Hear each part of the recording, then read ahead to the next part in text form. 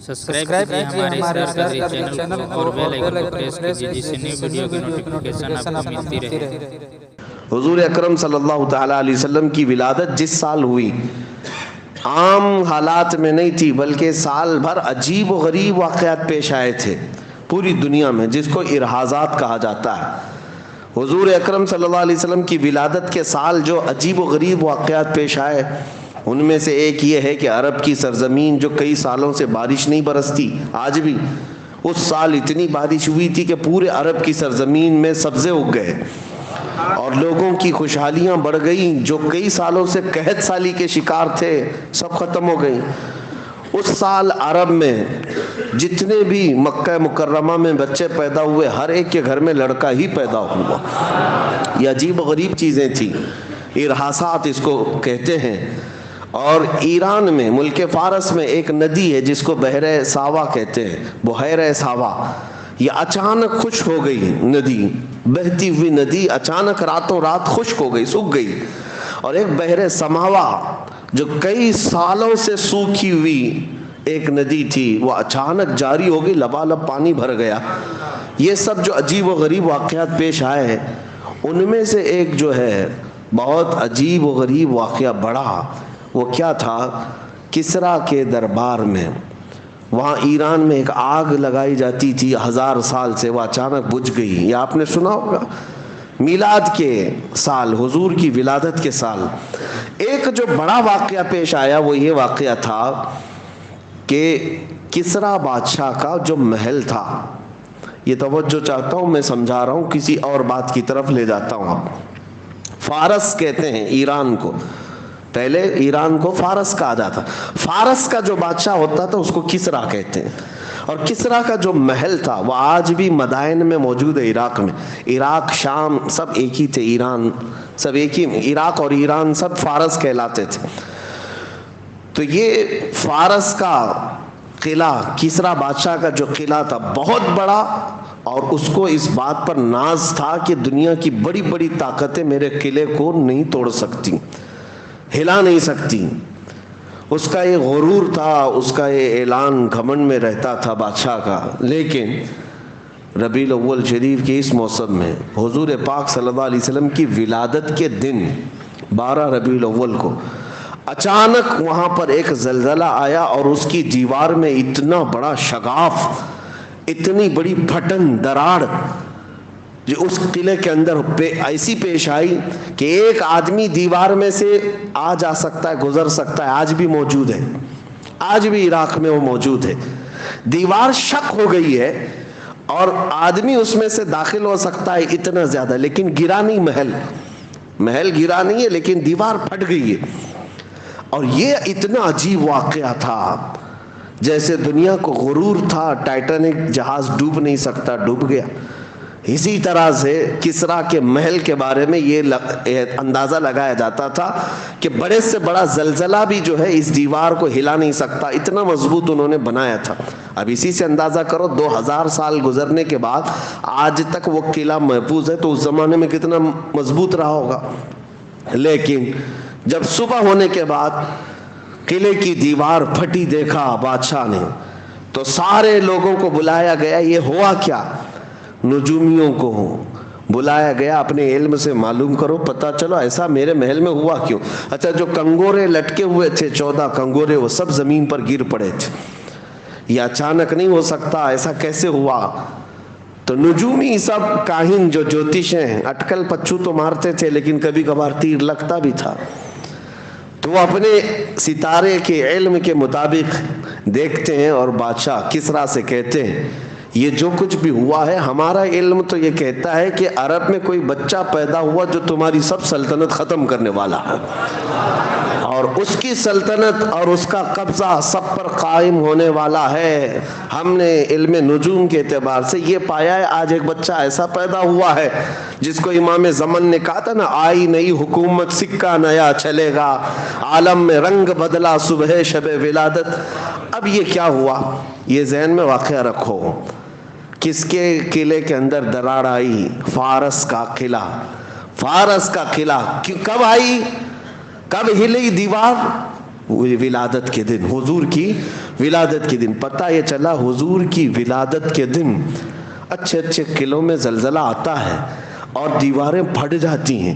تو اعلیٰ حضرت اب اس واقعے کو ذکر کرتے ہوئے کہتے ہیں سنو تمہارے درمیان اب اس مسئلے کو واضح کر دیتا ہوں، حشر تک ڈالیں گے ہم پیدائش مولا کی دھوم، ہم میلاد کی دھوم ہر سال نہیں ہر دن مناتے رہیں گے. اور ہوگا کیا؟ یاد رکھو مثل فارس کی طرح اب نجد کے قلعے گراتے جائیں گے. مکہ میں حضور کی پیدائش ہوئی تھی، فارس کے قلعے میں دراڑ آ گئی تھی، اور اب یہاں مدن پورہ میں بیٹھ کر میلاد منائیں گے، نجدی قلعے بھی ہلتے نظر آئیں گے. اور بہت دور نہیں، نجدی قلعے تو بہت دور ہوں گے، بہت قریب بھی ہلتے نظر آئیں گے. یہ کیوں ہلیں گے؟ اس کی وجہ یہی ہے، اعلیٰ حضرت فرماتے ہیں کہ مومن وہ ہے جو ان کی تعظیم پہ مرے دل سے. حقیقت میں مومن کون ہے؟ مومن وہ ہے جو ان کی تعظیم پہ مرے دل سے. نجدی بھی تو کرتا ہے ان کی تعظیم مرے دل سے، دونوں جگہ مرے دل سے ہے، لیکن دونوں کے معنی میں بڑا فرق ہے. پہلا والا جو مرے دل ہے وہ سنیوں کے حصے میں آیا ہے، اور دوسرا والا مرے دل جو ہے یہ گستاخوں کے حصے میں آیا ہے. بہرحال میرے عزیزوں، میلاد کی خوشیاں منانا اللہ تبارک و تعالیٰ نے اہل خیر کو حصہ عطا فرمایا، حضور کے چاہنے والوں کے حصے میں ہے. اللہ کریم ہماری نسلوں کو صبح قیامت تک حضور کی میلاد منانے والوں میں پیدا فرمائے. لوگ اس کے چیمے گوئیاں کرتے رہ گئے، اعتراضات میں رہ گئے، شک و شبہات میں رہ گئے، سوالات میں رہ گئے. بہت ساری باتیں ایسی ہیں میرے عزیزوں، مستحسن کام اسلام میں بزرگوں نے کیا ہے، اور ثواب اس پر اللہ تبارک و تعالیٰ کی طرف سے ملے گا، کیونکہ بزرگوں کا کیا ہوا کام بھی اجر و ثواب کا باعث ہوتا ہے. جو لوگ یہ آپ پروپیگنڈا پھیلاتے ہیں رسول اللہ کے زمانے میں نہیں ہوا، فلاں وقت نہیں ہوا، ارے میں دو باتیں بتاتا ہوں آپ کو. امام زرقانی نے المواہب اللدنیہ میں لکھا ہے، اور ایک عجیب و غریب واقعہ میں آپ کو بتاؤں. حضور اکرم صلی اللہ علیہ وسلم کی ولادت جس دن ہوئی نا 12 ربیع الاول شریف کو، اس رات کو اللہ تعالیٰ نے کائنات کے جانوروں کو بولنے کی طاقت دی، سارے جانوروں کو. امام زرقانی نے المواہب اللدنیہ میں اس روایت کو نقل فرماتے ہیں اس رات جانوروں کو بولنے کی طاقت دی گئی. لیکن کیا بولنے کی؟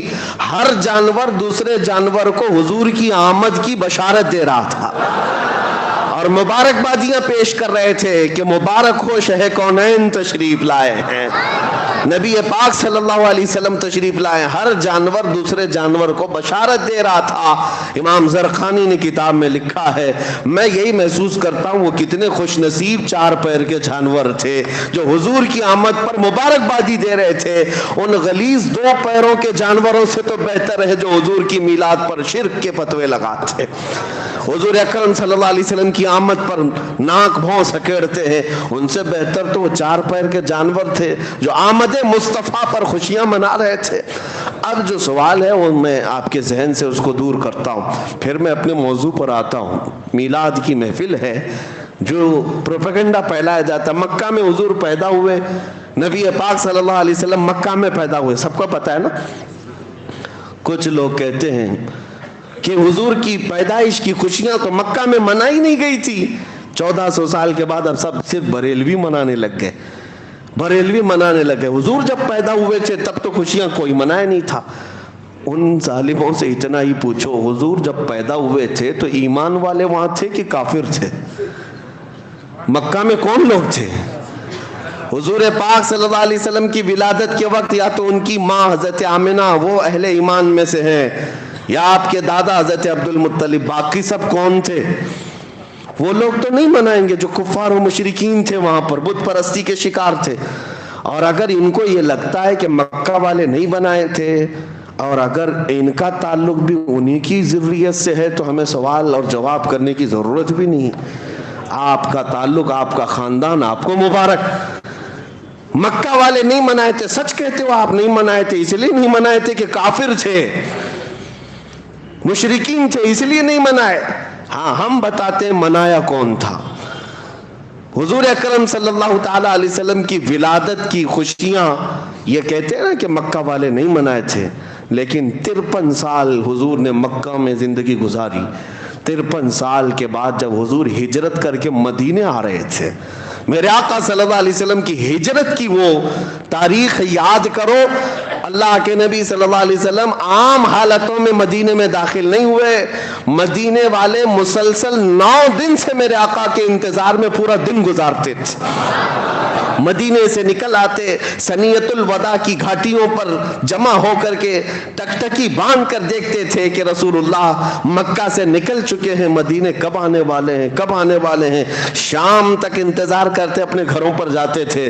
جب حضور اکرم صلی اللہ علیہ وسلم حضرت ابوبکر صدیق کے ساتھ مدینہ طیبہ میں داخل ہونے کا وقت آیا، پورے مدینے والوں میں جو خوشیوں کی لہر تھی، بخاری شریف میں بھی موجود ہے، مسلم شریف میں بھی موجود ہے. بنو نجار وہاں کا مشہور خاندان ہے مدینے کا، وہاں کی بچیاں اپنے ہاتھوں میں دف لے کر کے آ گئیں، غلام حبشی بھی نیچے آ گئے، جوان مرد بھی اتر آئے، عورتیں اپنے گھروں کی چھت پر تھی. اور سبوں نے جب آفتاب رسالت کو چمکتے ہوئے دیکھا، پکار کر کہا طلع البدر علینا من ثنیات الوداع وجب الشکر علینا ما دعا للہ داعی. وہ بچیاں گنگناتی تھی جس کو بخاری نے نقل کیا ہے، یہ کہتی تھی ثنیۃ الوداع کی گھاٹیوں سے 14ویں کا چاند ہم پر طلوع ہو گیا ہے. ان کے آنے پر ہم پر اللہ کا شکر واجب ہو گیا ہے کہ اللہ کی طرف بلانے والا رسول اب ہمارے شہر میں آیا ہے. یہ خوشیاں منائی تھی. حضور کی ولادت کی خوشیاں مکہ والے نہیں منائے تھے، یہ تو ان کو یاد ہے، لیکن حضور کے مدینے میں داخل ہونے کے وقت مدینے والے جو خوشیاں منائے تھے یہ کیوں نہیں یاد ہے؟ تمہیں مبارک ہو ابو جہل، ابو لہب، عتبہ و شیبہ کا خوشیاں نہ منانا، اور سنیوں کی قسمت میں بنو نجار کی وہ بچیاں آئی ہیں. اور الحمدللہ آج ہم میلاد کی خوشیاں مناتے ہیں تو اہل مدینہ کے نقش قدم پر چلتے ہیں، مدینے والوں کی اقتدا کرتے ہیں. الحمدللہ مدینے والے حضور اکرم صلی اللہ علیہ وسلم کی آمد پر خوشیوں کا اظہار کیے تھے، اور آج ہم انہی کے نقش قدم پر جب جب محفلیں سجاتے ہیں میرے آقا کے استقبال میں کھڑے بھی ہوتے ہیں، سلام بھی پیش کرتے ہیں. یہ مدینے والوں کا طریقہ ہے. اللہ تبارک و تعالی ہمیں ہمیشہ مدینے والوں کا ایمان عطا فرمائے. اب چلتے چلتے یہ بات بھی کلیئر کر دوں، چونکہ ہر بات ریکارڈ ہوتی ہے، کئی لوگوں تک پہنچتی ہے، کئی لوگوں کو کڑتی بھی ہے، تو تھوڑی اور کڑھا کے ہی جائیں کہ جو کہتے ہو کہ مکہ والے نہیں منائے تھے، نہیں، تمہیں پتہ نہیں، تمہارے باپ دادے بھی منائے تھے. ابو لہب نے خوشی منائی تھی، یہ بخاری شریف میں موجود ہے. حضرت عباس رضی اللہ تعالیٰ عنہ حضور کے چچا ہیں، ابو لہب کے چھوٹے بھائی سگے چچا ہیں. ابو لہب کے مرنے کے بعد حضرت عباس رضی اللہ تعالیٰ عنہ نے اس کو خواب میں دیکھا. گستاخ تھا، حضور کو تکلیف دیتا تھا، اذیت دیتا تھا، لیکن بعد میں نا حضور کی پیدائش کے وقت تو دشمن نہیں تھا. حضرت عباس کہتے میں نے اپنے بھائی کو کب مرنے کے بعد دیکھا خواب میں، بخاری کی حدیث ہے. پوچھا کیا حال ہے تیرا؟ ابو لہب کہتا روز انگاروں میں جلتا ہوں، روز انگاروں میں جلتا ہوں، لیکن پیر کا دن آتا ہے تو میری شہادت کی انگلی کو ٹھنڈا کر دیا جاتا ہے، میں منہ میں اس کو رکھتا ہوں، چوستا ہوں تو ٹھنڈک محسوس ہوتی. حضرت عباس نے پوچھا ایسا کیوں پیر کے دن؟ ابو لہب کہتا ہے اس لیے کہ پیر کے دن میرے بھتیجے محمد پیدا ہوئے تھے، اور میری لونڈی، میری کنیز سویبہ آ کر مجھے خبر دیتی ہے کہ تمہارے مرحوم بھائی عبداللہ کے گھر میں بیٹا پیدا ہوا. مجھے اس دن خوشی تھی، دلی خوشی تھی. میں نے اس انگلی سے اس کو کہا جا آج تو آزاد ہے.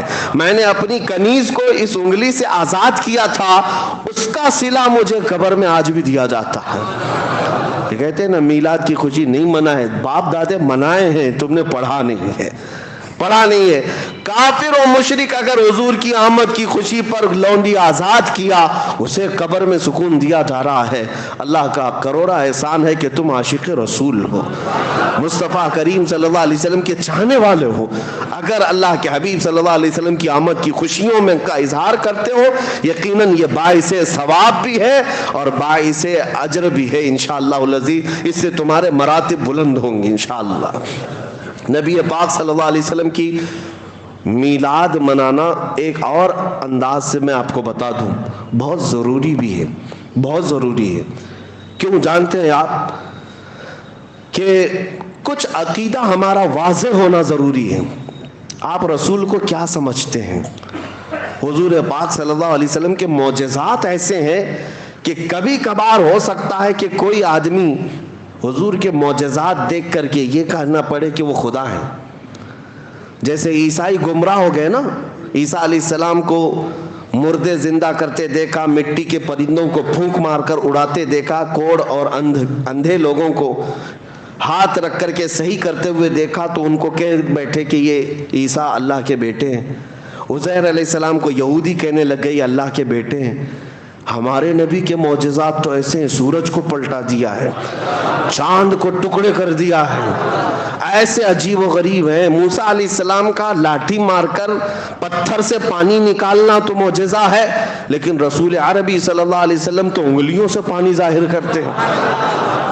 ارے پتھروں سے پانی کا نکلنا تو عادت میں ہے، دیکھا بھی جاتا ہے، لیکن انگلیوں سے نکلنا، اور وہ بھی پسینے کے برابر نہیں، 550 صحابہ اس پانی سے سیراب ہوئے تھے۔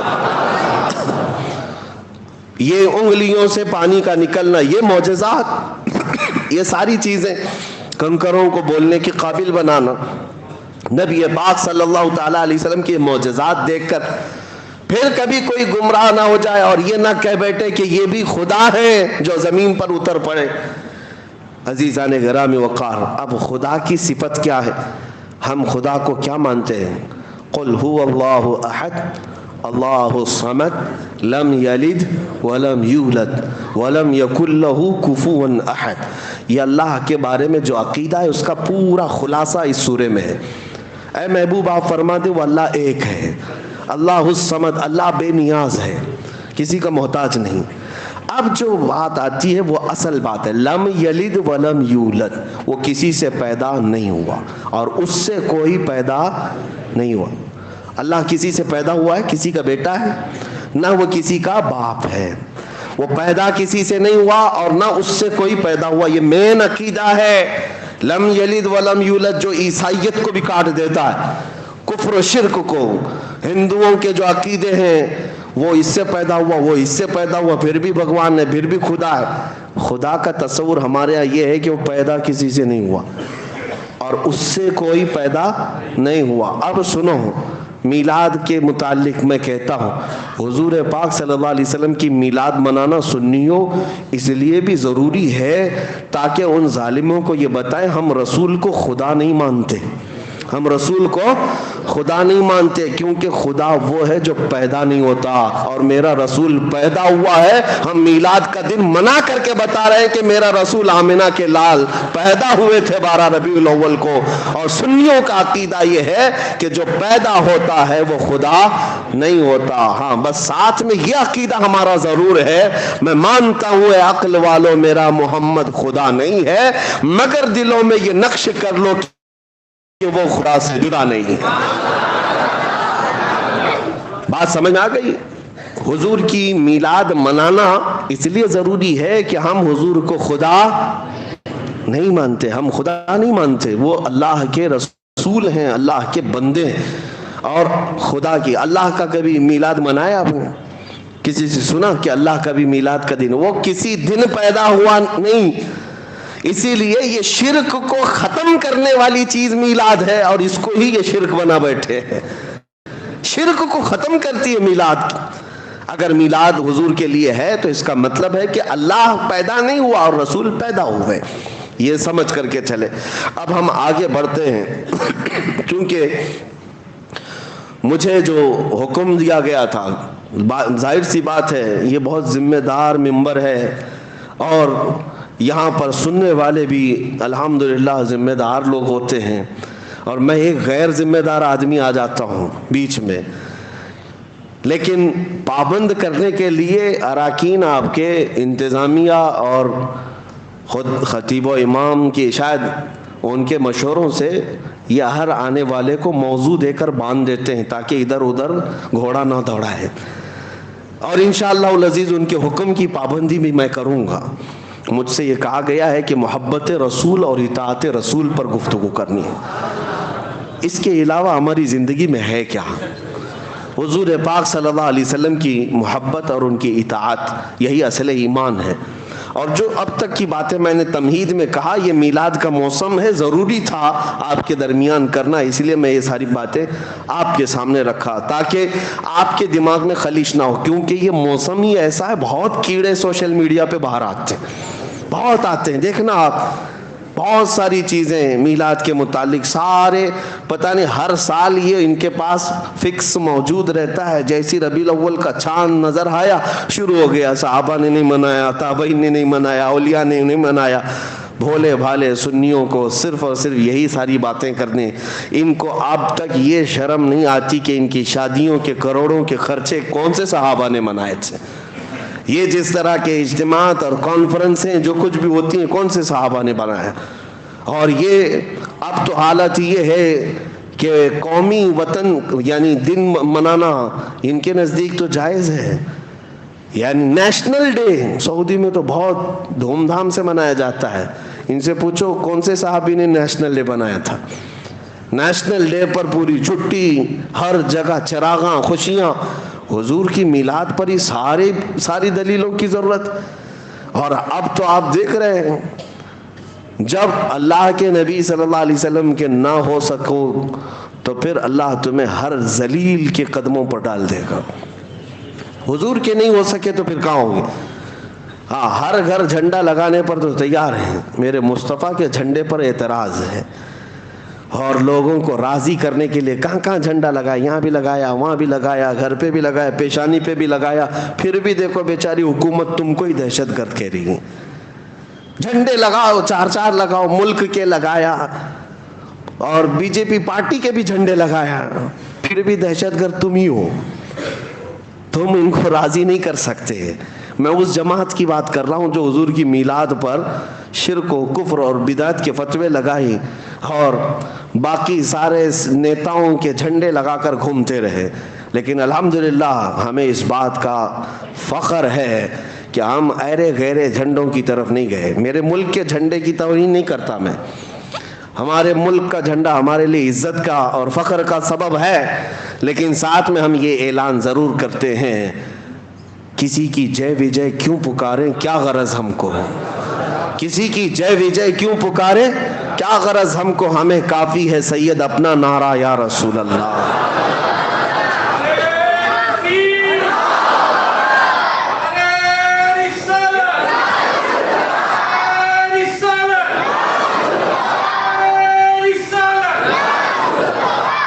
رسول کریم صلی اللہ تعالیٰ علیہ وسلم کی محبت میں سرشار بندوں کو ہو سکتا ہے تھوڑے دنوں کی آزمائش آ جائے، لیکن جھکایا نہیں جا سکتا، دنیا انہیں نہیں جھکا سکتی۔ اور یہ چاپلوسی کرتے کرتے زندگی گزر گئی، لیکن ابھی تک اپنا چہرہ صاف نہیں کر پائے، چہرہ صاف ہو بھی نہیں پائے گا، زندگی پر دہشت گردی کا ٹائٹل ان کے ساتھ جڑا رہے گا۔ اسی لیے ہم کہتے ہیں آ جاؤ ہمارے ساتھ میلاد مناؤ، حضور پاک صلی اللہ علیہ وسلم کی خوشیوں میں شامل ہو جاؤ، اور پھر انشاءاللہ العزیز اللہ تعالیٰ تمہارے سینے میں بھی وہ رعب ڈالے گا۔ آج ہم دشمن کی آنکھوں میں آنکھیں ڈال کر بات کرتے ہیں تو صرف اس لیے کہ ہم نے تمہاری طرح فضلہ نہیں کھایا کسی کا، بلکہ ہم جو کھاتے ہیں وہ میرے مصطفیٰ کے قدموں کی برکت کھاتے ہیں، اور ہم ڈنکے کی چوٹ پر پھر یہ کہتے ہیں تیرا کھاواں تیرا گنگاواں یا رسول اللہ۔ ہاں، حضور کی میلاد کیوں نہ منائیں، حضور کا کھاتے ہیں۔ اب سنیے میرے عزیزوں، نبی پاک صلی اللہ تعالیٰ علیہ وسلم کی محبت کے سلسلے میں مجھے حکم دیا گیا، میں مختصر گفتگو کروں گا، بہت دیر تک نہیں، کیونکہ مجھے وقت کا بھی پابند بنایا گیا ہے۔ اللہ کے نبی صلی اللہ تعالیٰ علیہ وسلم سے محبت یہ انسان کی فطرت میں ہونا چاہیے، اور محبت کسی سے ہوتی ہے تو اس کے آثار اس کے چہرے پر بھی ظاہر ہوتے ہیں، اس کی زندگی پر بھی ظاہر ہوتے ہیں۔ آدمی محبت میں جب مبتلا ہوتا ہے تو اس کی زندگی میں چینجنگ شروع ہو جاتی، تبدیلیاں آنے لگ جاتی ہیں۔ عام سی بات ہے، آپ دنیا میں بھی دیکھیں، ایک مجازی عشق و محبت میں جو بندہ پاگل ہونے لگتا ہے، کسی لیلا کے پیچھے ہے، کسی محبوبہ کے حسن کے پیچھے پڑ جاتا ہے، اس کی زندگی میں چینجنگ آ جاتی ہے، وہ سب کچھ چھوڑ چھاڑ کر کے پیچھے لگا رہتا ہے، کبھی کبھار ہم نے دیکھا کتنے مجنو ایسے ہی بنے ہیں شعر و شاعری کرتے ہوئے. محبت یہ اگرچہ دنیاوی عشق ہے, دنیاوی محبت ہے, مجازی عشق ہے, لیکن جو کائنات کے آقا و مولا کی محبت میں فدا ہوتا ہے پھر وہ سر چڑھ کر کے بولتا ہے جان ہے عشق مصطفیٰ, جان ہے عشق مصطفیٰ, روز فزوں کرے خدا, جس کو ہو درد کا مزہ ناز دوا اٹھائے کیوں. محبت کی ایک بات ہے میرے عزیزوں, جب تمہیں سچی محبت ہو جائے نا, یہ عام سی بات ہے تقریروں میں کہہ لینا یا کسی اور کو کہہ لینا کہ میں ان سے بہت محبت کرتا ہوں, یہ ایک الگ مسئلہ ہے, لیکن ریئل جو ہوتی ہے, جو ایک دم پیور جس کو کہتے ہیں وہ محبت ہوتی ہے, تو پھر کائنات میں ہر جگہ اسے اپنے محبوب کا ہی حسن نظر آتا ہے. وہ اپنے محبوب کے علاوہ کسی چیز کا تذکرہ پسند بھی نہیں کرتا. ہم ایسے عاشقوں میں بریلی کے امام کو دیکھتے ہیں جنہوں نے اپنی زندگی حضور کی محبت میں فنا کر دی. ان کا حال تو یہ تھا جس چیز کو دیکھتے اپنے نبی کو یاد کرتے. حضور پاک صلی اللہ تعالیٰ علیہ وسلم کی محبت رچ بس جانا. محبت کی علامات میں آپ کو بتاتا ہوں. بندہ جب کسی کا ذکر کرتا ہے تو بار بار اس کا تذکرہ اس کی زبان پر آنے لگتا ہے, بار بار اس کا تذکرہ آنے لگتا ہے. میں آپ کے ذہن کو قریب کرنے کے لیے ایک بات کہتا ہوں. ایک بندہ مرید بننے کے لیے آیا ایک بزرگ کے پاس, کہا کہ مجھے مرید بنا دیجئے. کہا جانتے ہو مجھ کو؟ کہا پہلے سنا تھا آپ بڑے بزرگ, آپ کے پیچھے چلوں گا. انہوں نے کہا میرا جو طریقہ ہے وہ یہ ہے کہ پیر سے بے انتہا محبت ہونی چاہیے. کہا میں محبت کرتا ہوں آپ سے, مرید کر لیجئے آپ. کہا ایسی نہیں, میں دیکھنا چاہتا ہوں. دیکھنے کے لیے انہوں نے ایک طریقہ کیا اپنایا, کہا ایک بھینس خرید کر کے اس کے حوالے کر دیا. کہا یہ بھینس لے جا, اس کو پال. کہا کیا کرنا ہے اس کو؟ کہا اتنا پالنا اس کو, صبح نہلانا, دوپہر میں نہلانا, رات میں بھی نہلانا, 3 بار نہلانا. کھانا تم اپنے ہاتھ سے کھلانا اس بھینس کو, اور اس کے پورے بدن کو پوچھا مارتے رہنا, صفائی کرتے رہنا, اور اس کے ساتھ بیٹھ کر کے تھوڑی دیر باتیں بھی کرتے رہنا, اس سے دل لگا لینا. اس نے کہا آپ کا حکم ہے تو کرتا ہوں, ورنہ بھینس سے کیا کیا جائے, جانور ہی ہے نا. تو اس نے کہا ٹھیک ہے. بزرگ نے کہا 30-40 دن کے بعد آؤ. 8 دن کے بعد وہ آیا تو اس سے پوچھا کیا حال ہے؟ کہا ٹھیک ہوں. کہا بھینس کا کیا حال ہے؟ کہا وہ بھی ٹھیک ہے. پھر انہوں نے سوال کیا دن بھر کیسے گزارتے ہو؟ کہا اچھے سے گزارتا ہوں. بھینس وہ بھی اچھی ہے. کہا جاؤ 40 دن کے بعد ہم ملتے ہیں. 40 دن کے بعد آئے. اب آنے کے بعد اس بزرگ نے پوچھا کیا حال ہے؟ کہا میری بھینس کا حال بھی بہت اچھا ہے. کہا تیری خیریت پوچھ رہا ہوں, بھینس کی بات کر رہا ہے. دن کیسا گزرتا ہے؟ کہا میری بھینس تو بہت اچھی ہے, صبح اٹھتی ہے میرے ساتھ بات کرتی ہے, دوپہر میں نہلاتا ہوں, رات میں اس کے ساتھ بیٹھتا ہوں. کہا میں تیری خیریت پوچھ رہا ہوں, بھینس کی بات کر رہا ہے. اس کے بعد جتنے سوال وہ کرتے رہے ہر بات میں بھینس. تب اس بزرگ نے فرمایا کہ یہ صرف اور صرف ریہرسل ہے, ایک پریکٹس ہے. ایک بندہ اگر جانور کے ساتھ بھی وقت گزارنے لگ جائے تو اس کا دل اس کے ساتھ لگ جاتا ہے, اور اگر تو اللہ کے رسول کے ساتھ دل لگا لے میرے عزیزو, جانور کو تو یہ اختیار نہیں تیرے دل کو قابو میں رکھنے کا, لیکن آمنہ کے لال کو یہ اختیار ہے تیرے دل کو اپنے قبضے میں رکھنے کا. حضور پاک صلی اللہ تعالیٰ علیہ وسلم سے محبت بڑھے گی تو کیسے کہ کثرت سے ان کا ذکر ہونے لگ جائے. صبح دوپہر شام ان کی حدیثوں کی بات کرو, حضور کے اخلاق کی بات کرو, نبی پاک صلی اللہ علیہ وسلم کی سنتوں کی بات کرو, آٹومیٹک آپ کو محبت ہوگی. اور اگر حدیثیں یاد نہیں ہیں تو کم سے کم حضور پر کثرت سے درود پڑھنا شروع کرو. 1000 بار روزانہ تم درود پڑھو, پھر 40 دن کے بعد مجھ سے ملاقات کرو. میں آپ سے بتاتا ہوں انشاءاللہ یہ وہ کامل وظیفہ جو امام غزالی نے فرمایا میں آپ کے سامنے کہہ رہا ہوں. 40 دن کے بعد تمہاری خود کی کیفیت یہ ہوگی کہ دنیا تمہیں پھیکی لگنے لگے گی, اور ہر رات تم یہ کہہ کر کے سو گے میرے آقا آؤ کہ مدت ہوئی ہے, میرے آقا آؤ کہ مدت ہوئی ہے, تیری رہ میں آنکھیاں بچھاتے بچھاتے تیری یادوں میں تیری حسرتوں میں بڑے دن ہو گئے ہیں گھر کو سجاتے سجاتے. یہ کب ہوگی؟ جب کثرت سے تم حضور کو یاد کرو. اعلیٰ حضرت کو ہم نے دیکھا. فنا پھر رسول یوں ہی نہیں کہتے. کوئی صاحب آئے اعلیٰ حضرت کے پاس ایک گلاب تحفے میں لے کر آئے. کہا کہ حضور یہ بہت اچھا گلاب ہے, قبول فرما لے. دیکھا, اس کے بعد کہتے یہ تو صبح کھلتا ہے شام میں مرجھا جاتا ہے, میں اس گلاب سے محبت کرتا ہوں جو کبھی نہیں مرجھاتا, جو کبھی نہیں مرجھاتا. لوگ پھول کی تعریف کر رہے تھے, اعلیٰ حضرت سے خاموشی گوارا نہ ہوئی, پھول کو دیکھتے رہے اور پھر نعت بھی لکھتے رہے. کیا؟ سر تاب قدم ہے تن سلطان زمن پھول, لب پھول دہن پھول زکن پھول بدن پھول. حضور کے ہر عضو کو پھول سے تشبیہ دینے لگ گئے. لب پھول دہن پھول زکن پھول بدن پھول. واللہ جو مل جائے میرے گل کا پسینہ, مانگے نہ کبھی عطر نہ پھر چاہے دلہن پھول. کیا بات رضا اس چمنستان کرم کی, زہرا ہے کلی جس میں حسین و حسن پھول.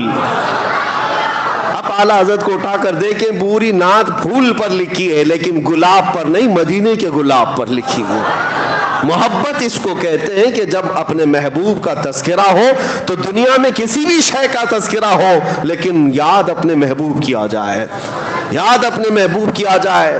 میں نے دیکھا ہے اعلیٰ حضرت کو میں اس لیے زیادہ ذکر کرتا ہوں کہ ان کے کلام پڑھنے کے بعد حضور سے محبت میں اضافہ ہوتا ہی ہے, عشق میں اضافہ ہوتا ہے. اپنا پریکٹیکل تو ہم بتاتے ہیں, باقی دوسروں کا معلوم نہیں. نبی پاک صلی اللہ تعالیٰ علیہ وسلم کے دربار میں قریب ہونے کا جو شوق بڑھتا ہے وہ اعلیٰ حضرت کے کلاموں سے بڑھتا ہے. آپ دیکھیں انہوں نے کہاں کہاں ذکر کیا, اور ایسی ایسی جگہوں پر اللہ کی حمد بیان کرنا ہے, اللہ کی تعریف جس کو حمد کہتے ہیں, وہ جب بیان کرنا ہے. بہت سارے لوگوں نے دنیا میں حمد بیان کی ہے, اور کئی ایسے دوسرے طبقے کے لوگ, دوسرے مکتبہ فکر کے لوگ بھی حمد لکھیں. بچپن میں اردو اسکول کی کتابوں میں وہ حمد بھی آتی تھی, وہ اللہ بہت بڑا ہے جس نے ہماری گائے بنائی. سنے ہوں گے آپ, یا شاید ہو سکتا ہے آپ کے سیلیبس میں چینج ہو گیا, پرانے لوگ جانتے ہیں. وہ اللہ بہت بڑا ہے جس نے ہماری گائے بنائی. اس پر حمد اللہ کی, ٹھیک ہے, اچھی بات ہے. وہ اللہ بہت بڑا ہے جس نے ہمارا گھر بنایا, ہمیں باپ دیا, ہمیں ماں دیا. وہ اللہ بہت بڑا, حمد ہے یہ. لیکن اعلیٰ حضرت کو دیکھو, اللہ کی حمد بیان کرنی ہے. یوں کہتے ہیں وہی رب ہے جس نے تجھ کو ہمتن کرم بنایا, ہمیں بھیک مانگنے کو تیرا آستاں بتایا. تجھے حمد ہے خدایا, تجھے حمد ہے خدایا. اللہ کی حمد ہے, لیکن کس بات پر؟ اس بات پر کہ اللہ کا سب سے بڑا شکر اس بات پر ہے کہ محبوب اپنا قریبی ہوا ہمیں عطا فرمایا. کہیں پر بھی دیکھیں یہ محبت کی علامت ظاہر ہو جاتی ہے, باتوں میں, تقریروں میں, قلم میں ظاہر ہو ہی جاتی ہے. دعا جب بندہ کرتا ہے تو کیا دعا کرتا ہے؟ دعا میں اپنے کیا کیا عزیز و اقارب کے لیے مانگتا ہے, رشتوں کے لیے مانگتا ہے, اپنی دنیا کے لیے مانگتا ہے. دعائیں یہی ہوتی ہیں. اعلیٰ حضرت کی دعائیں پڑھو. اعلیٰ حضرت دعائیں کیا کرتے تھے؟ اللہ اکبر. وہ بھی مناجات آپ نے سنے ہوں گے, مشہور دعا اعلیٰ حضرت کی, یا الہی ہر جگہ تیری عطا کا ساتھ ہو. یہ ہے نا, پڑھتے بھی ہوں گے. یہ مناجات ہے, یہ دعا ہے, اللہ کی بارگاہ میں مانگی ہوئی دعا ہے. لیکن میں اس کی آج خصوصیت بتاتا ہوں آپ کو, اس دعا کی, اس مناجات کی. پوری دعا اٹھا لینا آپ, جتنے اشعار ہیں اس کے اندر. پہلے مصرے میں اللہ سے طلب, اللہ سے مانگ رہے, اور دوسرا مصرع جو بھی آئے گا اس میں, اس حمد میں, وہ صرف اور صرف رسول اللہ کو مانگا گیا ہے. حضور کے تذکرے کے علاوہ کچھ بھی نہیں مانگا اعلیٰ حضرت نے. اب میں پڑھ کے سناتا ہوں, دیکھو آپ کیا مانگتے ہیں دعا میں بھی.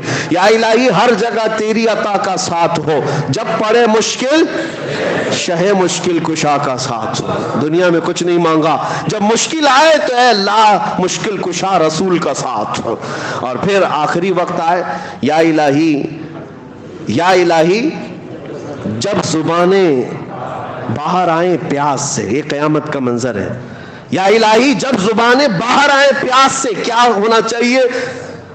پھر کہتے ہیں صاحب کوثر شہ جود و سخا کا ساتھ ہو, رسول کا ساتھ. یا الہی گرمی محشر سے جب بھڑکے بدن, دامن محبوب کی ٹھنڈی ہوا کا ساتھ ہو.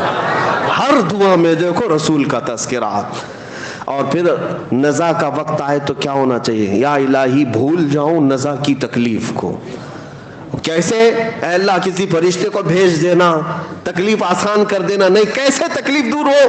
یا الہی بھول جاؤں نزا کی تکلیف کو، شادی دیدار حسن مصطفیٰ کا ساتھ. حسن مصطفیٰ میرے سامنے آ جائے اور میں نزا کی تکلیف بھول جاؤں. مانگتے ہیں اللہ کی بارگاہ میں تو رسول پاک کا ہی صدقہ. اور اتنا ہی نہیں، یا الہی جب چلوں تاریک راہ پل صراط، آفتاب ہاشمی نور الہدا کا ساتھ. یعنی پل صراط پر بھی چلنے کے وقت اعلیٰ حضرت جو مانگ رہے ہیں وہ آفتاب ہاشمی نور الہدا رسول اللہ کا ساتھ ہو. یا الہی جب سر شمشیر پر چلنا پڑے. سر شمشیر کس کو کہتے ہیں؟ تلوار سے زیادہ تیز باریک راستہ ہے. اس وقت جب کٹھنائیں ہوں گی، مشکلیں ہوں گی، اعلیٰ حضرت کہتے ہیں یا الہی جب سر شمشیر پر چلنا پڑے، رب سلم کہنے والے غم زدہ کا ساتھ ہو. وہ بھی رسول پاک ہی ہیں، رسول پاک ہی ہیں ہر مصرے میں. یہاں تک کہ جب آپ نے اپنی مناجات کو ختم کیا، آخری شعر لکھنے پر آئے، کہتے ہیں یا الہی جب رضا خواب گراں سے سر اٹھائے. خواب گراں کس کو کہتے ہیں؟ لمبی نیند سو کر، موت کی نیند کو خواب گراں کہتے ہیں. جب رضا لمبی نیند سو کر اپنی قبر سے اٹھنے والا ہو، دعا تو یہی ہونا چاہیے کہ مولا میری نمازیں سب ساتھ رہیں، حج بھی ساتھ رہے، زکوٰۃ بھی ساتھ ہو، میری تصنیفی کام بھی سب ساتھ میں رہے میرے، تاکہ میرے اعمال میں بھاری ہو جائے پلے میں. اعلیٰ حضرت کی دعا یہ نہیں ہے کہ میرے سارے اعمال ساتھ رہے. کہتے یا الہی جب رضا خواب گراں سے سر اٹھائے، دولت بیدار عشق مصطفیٰ کا ساتھ. اگر کچھ رہے ہمارے پاس اس وقت مولا عشق مصطفیٰ ساتھ ہو. یعنی ہر جگہ جب رسول کا تذکرہ آئے تو یہ محبت کی علامت سمجھو. محبت صرف اور صرف ایک دوسرے کو کہہ لینے سے نہیں ہوتی، اس کی زندگی میں یہ چیزیں نظر آنے لگتی ہیں، اس کی ایکٹیویٹیز میں یہ چیزیں نظر آنے لگتی ہیں.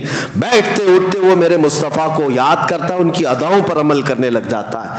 اور جب رسول پاک صلی اللہ علیہ وسلم کی محبت دل میں رچ بس جائے، حال تو یہ ہوتا ہے کہ اسے ہر چیز میں جلوہ محبوب ہی نظر آتا ہے. آپ کو وہ بات یاد ہوگی، بغداد میں ایک مصور، ایک آرٹسٹ لوگوں کی تصویریں نکالتا تھا، لیکن کیا اس کا کمال تھا کہ لوگ اسے جیسا ڈائریکشن دیتے اپنے اپنے محبوب کا، سیم ویسی ہی فوٹو نکال کر دیتا تھا. اس کا کمال تھا. اس زمانے میں کوئی پرنٹنگ پریس یا کیمرہ یا اسکینر نہیں تھا، لیکن ہاتھ سے نکالتا تھا. بہت سارے لوگ تصویر نکالنے گئے وہاں پر. میں مسئلے پر نہیں بات کر رہا ہوں، تصویر کے واقعہ بیان کر رہا ہوں. وہ زمانہ سیدنا جنید بغدادی کا ہے. حضرت جنید بغدادی کو جب پتہ چلا، لوگوں کی قطار لگی ہے مصور کے گھر کے پاس، کہا سب اپنے محبوباؤں کی تصویریں نکال رہے. اس کو بولتے ہیں حلیہ اپنے محبوب کا، اس کی آنکھیں ایسی، اس کا چہرہ ایسا، اس کے بال ایسے، اس کے ہاتھ ایسے، اس کے پیر ایسے. وہ ہو بہو ایسی ہی نکال کر دے دیتا، جیسے آج اسکیچ نکالنے والے ہوتے. حضرت جنید بغدادی کو جب یہ بتایا گیا تو وہ خود بھی اس کے گھر گئے، لائن میں خود بھی کھڑے ہو گئے.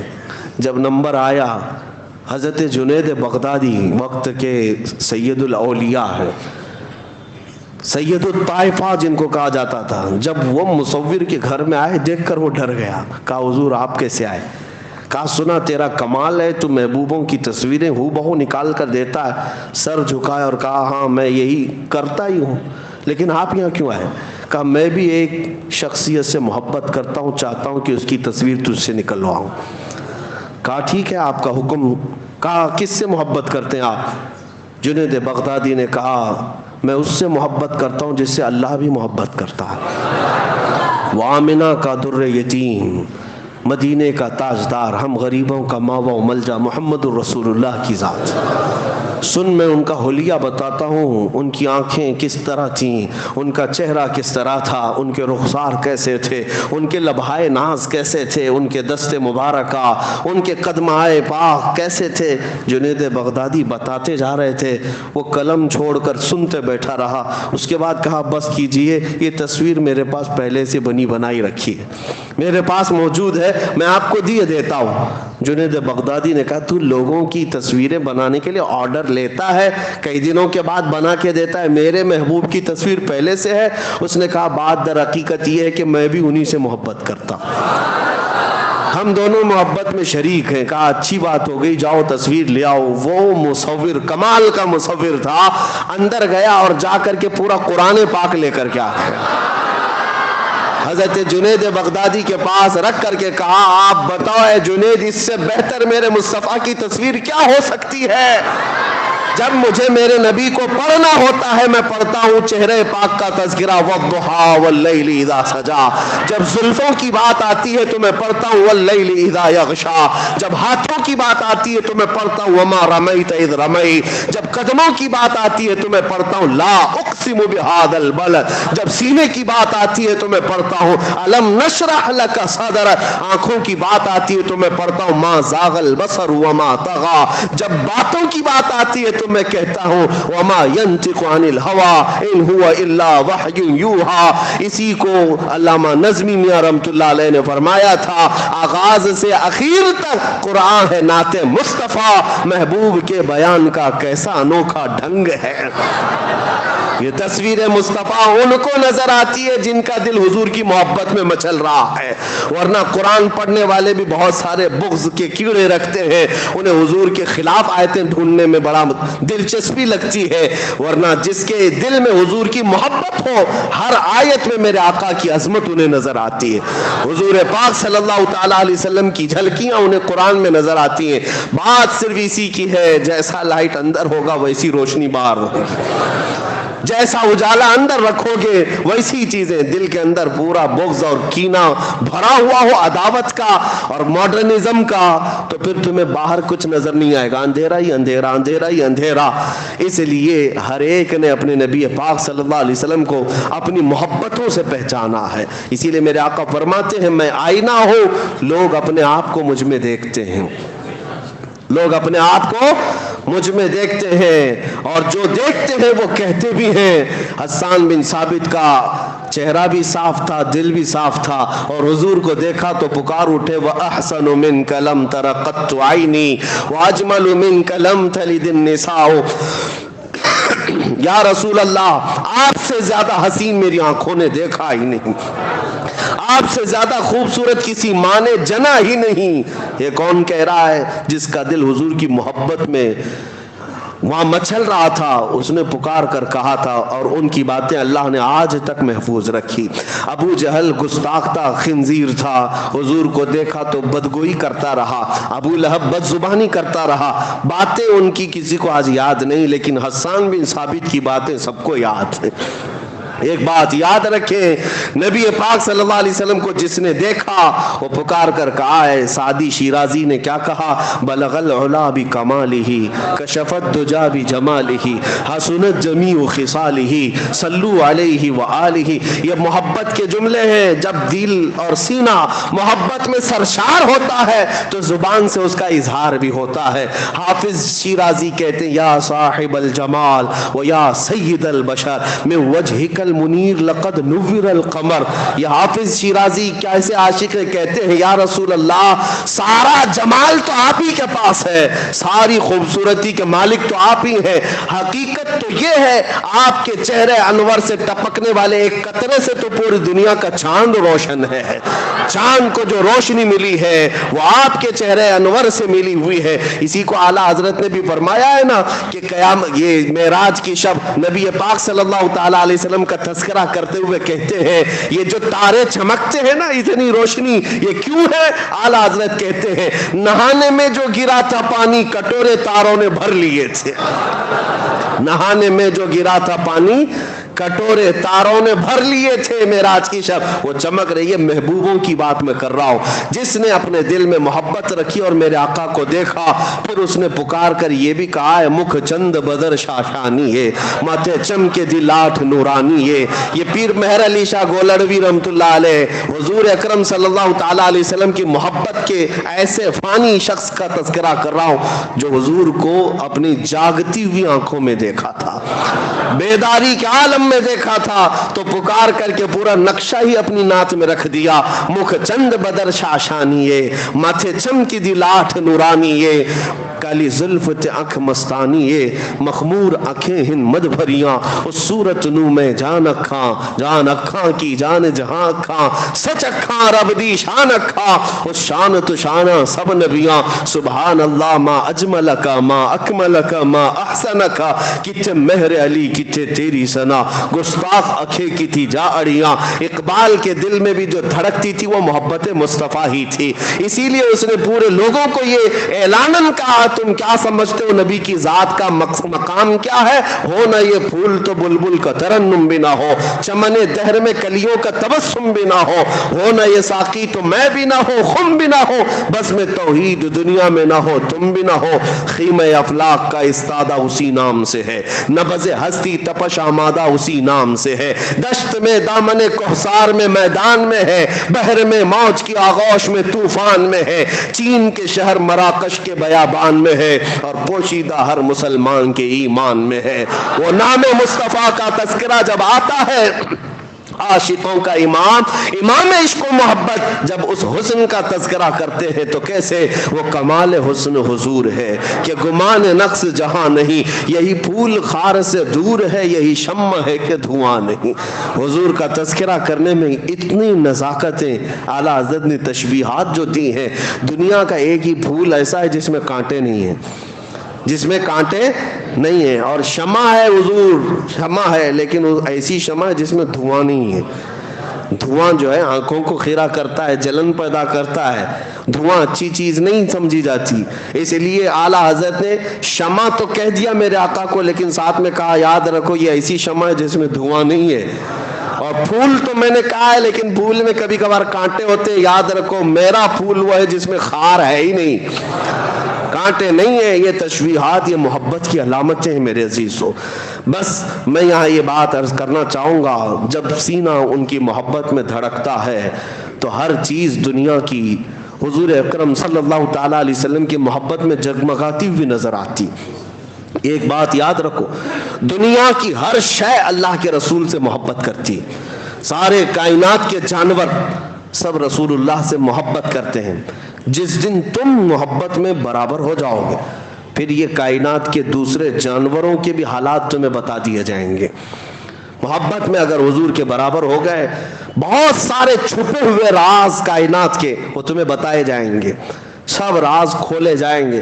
کیونکہ محبت میں جب عاشق سب اسی مقام پر آ جاتے ہیں تو راز کھول دیے جاتے ہیں.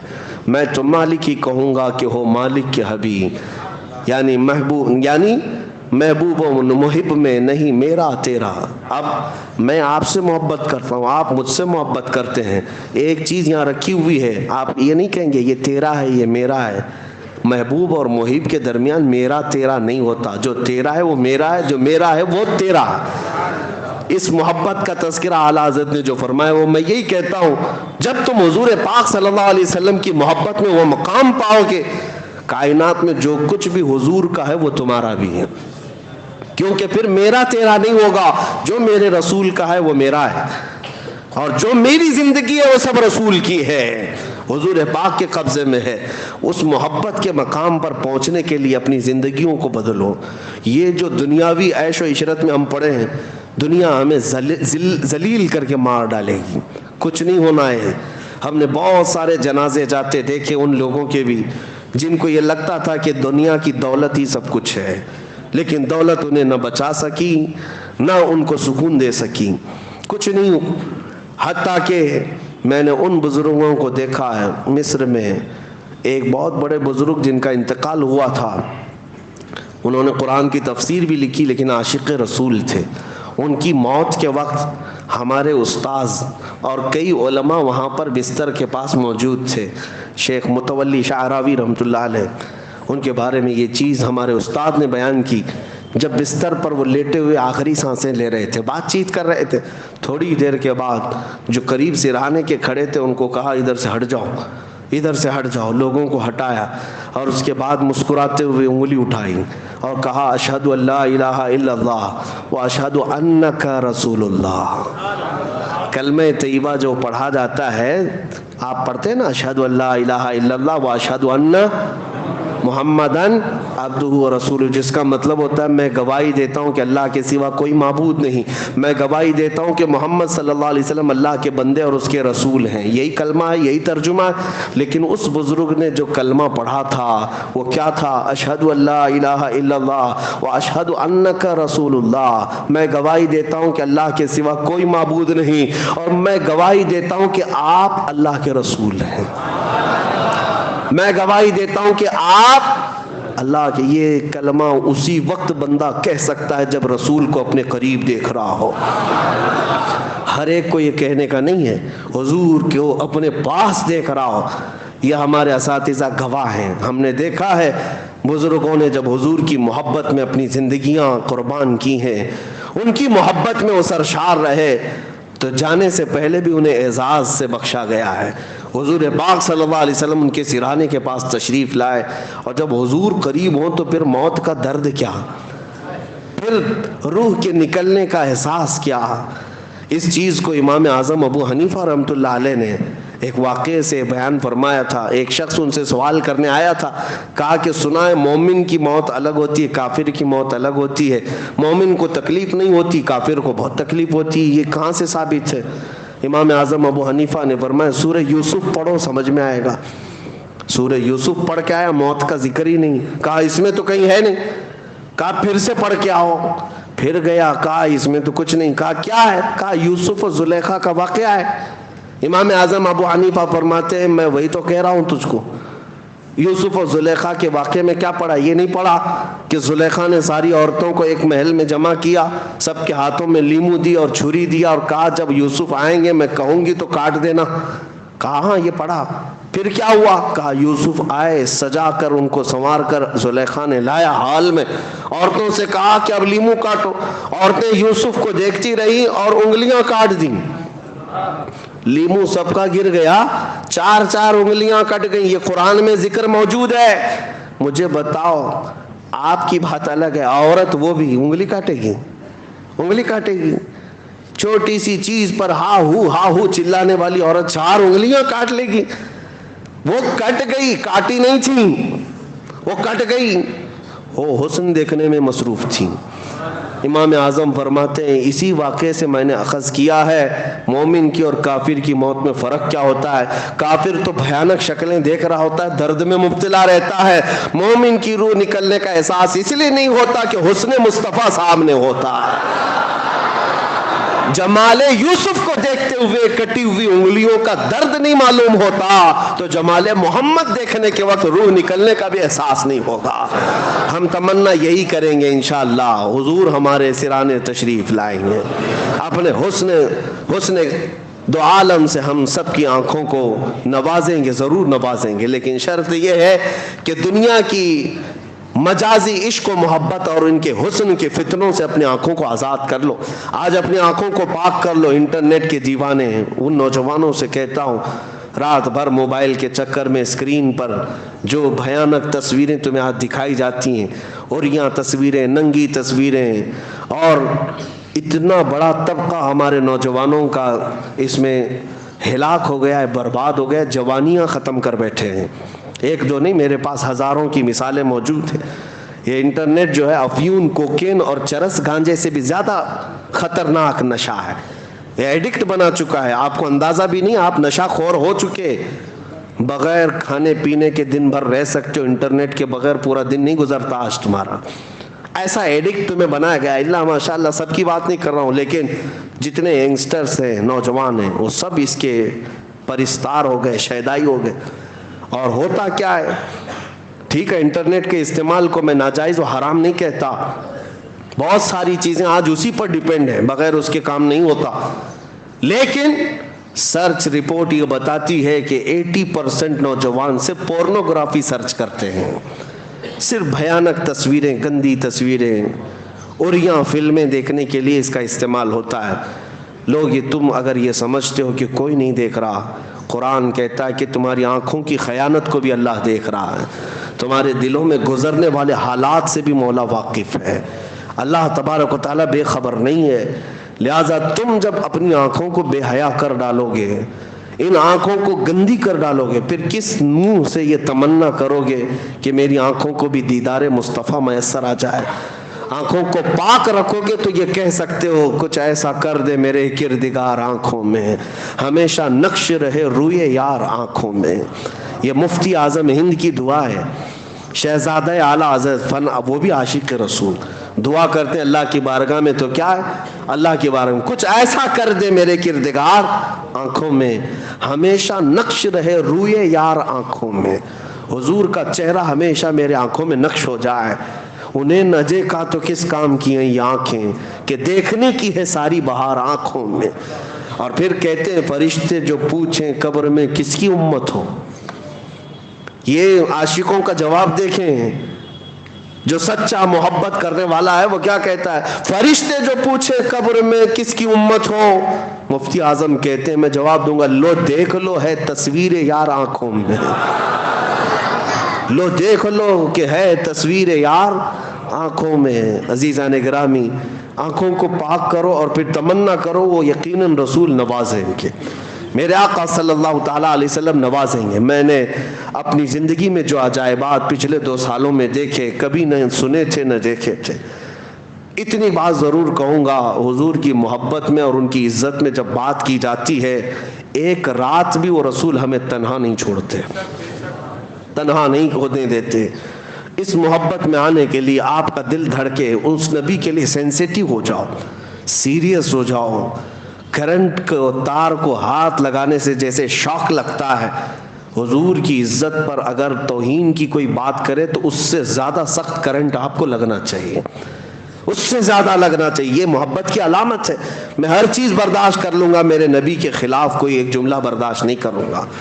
میرے عزیزو، یہ صرف ممبر پر نہیں، میں ایک بہت چھوٹا سا آدمی ہوں، میں اپنے لیے کوئی بڑے بڑے القاب ٹائٹل پسند نہیں کرتا، نہ ہی میرے نام کے نعرے میں پسند کرتا ہوں۔